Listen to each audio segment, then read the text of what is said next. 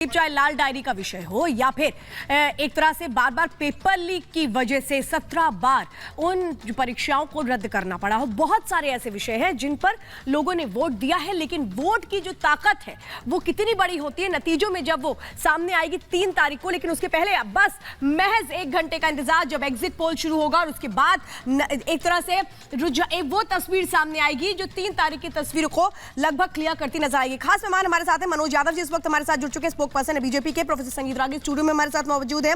अब्बास हैदर हमारे साथ मौजूद रहेंगे, स्पोक पर्सन है एसपी के यानी समाजवादी पार्टी के। मोहम्मद फरमान हमारे साथ है, स्पोक पर्सन एआईएमआईएम। दुष्यंत नागर जी स्टूडियो में हमारे साथ है, पॉलिटिकल एनालिस्ट है। और प्रेम कुमार जी सीनियर जर्नलिस्ट भी इस वक्त हमारे साथ मौजूद हैं। दुष्यंत नागर जी, अभी आप सुन रहे होंगे राजस्थान में जिस तरीके से साफ तौर पे बड़ी उम्मीदें बांधी गई हैं। ये कहा गया है, जो सीपी जोशी वो कह रहे हैं 135 आएगी, ये अनुमान जबरदस्त है। लेकिन दुष्यंत नागर जी, डगर वाकई इतनी आसान है जितनी आसान कही जा रही है? नहीं, बिल्कुल भी इतनी आसान नहीं है।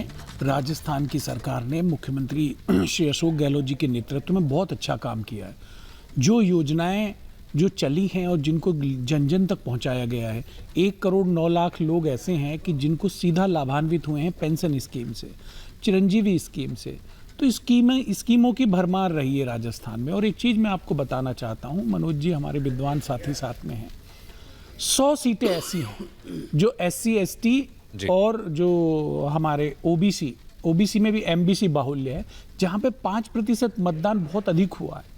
तो ये वो एरिया है, ये वो ब्लॉक है, ये वो लोग हैं जो स्कीमों से और राज्य सरकार की नीतियों से खुश हैं और उन्होंने बढ़ चढ़ के वोट किया है। और मेरा ये मानना है कि कांग्रेस 100 के आंकड़े को बहुत आराम से पार जाएगी और अशोक गहलोत जी की सरकार को, कांग्रेस पार्टी की सरकार को बहुमत प्राप्त होगा। प्रोफेसर रागी से सवाल लूंगी मैं। प्रोफेसर रागी, जो बात कह रहे हैं दुष्यंत जी, मैं राजस्थान गई थी, मैंने लोगों से बातचीत की, मैं 2-3 जिले घूम कर आई हूँ आराम से और कई सीटों पर मैंने बातचीत की लोगों से। कई लोग ऐसे हैं जो ये बात कह रहे हैं कि योजनाएं शुरू तो जरूर की गई हैं लेकिन लाभ मिल नहीं पाया है उनका। तो कैसे वोटिंग होगी, कैसे बातचीत होगी फिर आगे? देखिए, मैं शुरू से ये कह रहा हूँ कि राजस्थान में बीजेपी चाह करके भी नहीं इस बार चुनाव हारने जा रही है। और ऐसा मैं इसलिए कह रहा हूँ कि जो सचिन पायलट फैक्टर है वो बहुत बड़ा फैक्टर है। सचिन पायलट और अशोक गहलोत दोनों कई बार मंच शेयर करने की कोशिश किए भी हैं लास्ट में जाकर के, और उन्होंने एकजुट होने की बात भी बताई। लेकिन जो गुर्जर वोट है वहाँ का, वो सचिन पायलट के साथ नहीं खड़ा है। सचिन पायलट के साथ है लेकिन कांग्रेस के साथ होने के कारण वो सचिन पायलट के साथ उस मुद्दे पर नहीं खड़ा है। वो सचिन पायलट की लड़ाई लड़ना चाहता है और सचिन पायलट की लड़ाई लड़ने के लिए ही वो कांग्रेस को हराना चाहता है। ये बहुत इंपॉर्टेंट फैक्टर है। दूसरी बात, भारतीय जनता पार्टी में जो एक प्रकार का थोड़ा सा नेतृत्व को लेकर के जो वहां थी शुरुआत में, वो मुझे लगता है कि प्रधानमंत्री अमित शाह जी के जाने के बाद, नड्डा जी के जाने के बाद वो सारी चीज़ें जो हैं, वो आपसी टकराव जो है वो खत्म हुआ।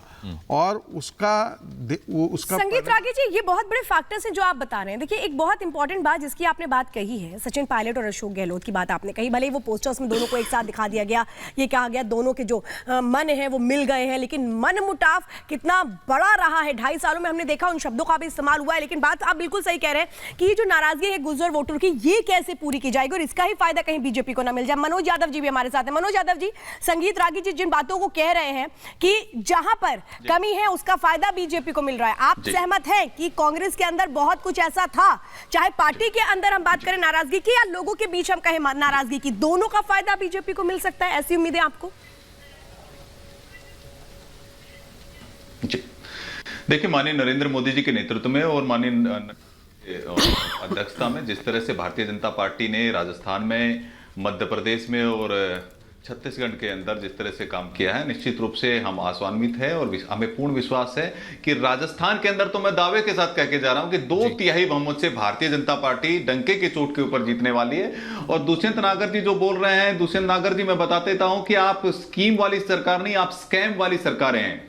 लगातार कांग्रेस पार्टी स्कैम पे स्कैम करती रहती है। देखिए, 17 पेपर लीक हुए, किस तरह से 35,000 महिलाओं के साथ अत्याचार हुआ, बलात्कार हुआ, किस तरह कानून व्यवस्था वहां ध्वस्त हो गई थी, तुष्टीकरण की राजनीति तो चरम पर थी। किस तरह से आप देख रहे थे, भीलवाड़ा से लेकर किस तरह से कन्हैया कुमार से लेकर किस तरह की चीजें वहां पर सामने आई। और वहां पर एक ही आवाज उठ रही है कि नहीं सहेगा राजस्थान। यानी इस बार राजस्थान सहने वाला नहीं है। इन्होंने वायदा किया था कि बेरोजगारी भत्ता देंगे, रोजगार का वादा नहीं किया, बेरोजगारी भत्ते का वादा किया था 3500 रुपए, वो आज तक नहीं दिया है। इन्होंने कहा था कि हम उनके कर्ज माफी करेंगे, वो कर्ज माफी का काम भी नहीं किया। किस तरह से किसानों की जमीन की कुर्की होने का मनोज जी एक रिएक्शन ले लेते हैं, प्रेम कुमार जी भी हैं और मैं आपके पास दुष्यंत जी आऊंगा। प्रेम कुमार जी, जिस तरह की बात प्रोफेसर रागी कर रहे हैं, मनोज जी को भी आपने सुना है। गहलोत ये कहते रहे हैं कि लॉ एंड ऑर्डर बहुत बढ़िया हमारा रहा है, लेकिन जिस तरह के केसेस आए, जिस तरह का रिसर्च हमने देखा है वहां पे और जिस तरह की खबरें आती है राजस्थान में लॉ ऑर्डर बहुत खराब रहा है, उसके बावजूद गहलोत कह रहे हैं कि सरकार उनकी बन जाएगी। आपको ऐसा लगता है क्या? देखिए अमित जी, मैं तो सीपी जोशी जी की बात से शुरू करूं, रागी जी तक भी पहुंचूं, मनोज जी तक भी पहुंचूं, तो ये लोग क्या कह रहे हैं, किस आधार पर जीत का दावा कर रहे हैं? सीपी जोशी कह रहे हैं कि हिंदुत्व का चेहरा, नरेंद्र मोदी का चेहरा, और इस हिसाब से लोगों ने वोट किया है, पहली बार राष्ट्रीय मुद्दों पर वोट किया, ये दावा कर रहे हैं। और संगीत रागी जी भी को है कि पायलट जी जो हैं उस वजह से उनको फायदा हो रहा है। तो मनोज जी तो एक अंदाज़ा लगा के बोल रहे हैं। तो कुल मिला के देखिए, अपनी मेरिट जो है जिस आधार पर वोट मिलना चाहिए वो तो ये बता भी नहीं पा रहे हैं। जीतेंगे क्या, ये सबसे बड़ा सवाल। मेरिट ही नहीं बता रहे, क्यों जनता इनको वोट देगी और क्या क्यों वोट दिया है ये बता नहीं पाए हैं।